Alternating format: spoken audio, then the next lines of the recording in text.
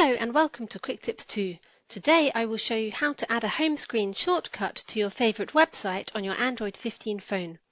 To do this, open Google Chrome, enter the website you want to create a shortcut for. Let's use Al Jazeera as an example.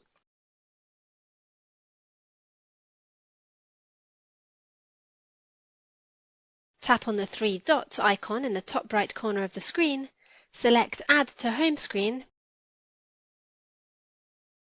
Give a name for your shortcut, Al Jazeera for example.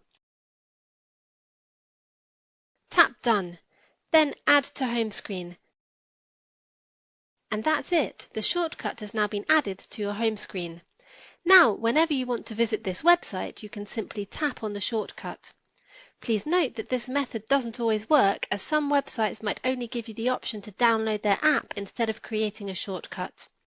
If you have any questions, please leave a comment below the video. With Quick Tips 2, knowledge has no limits.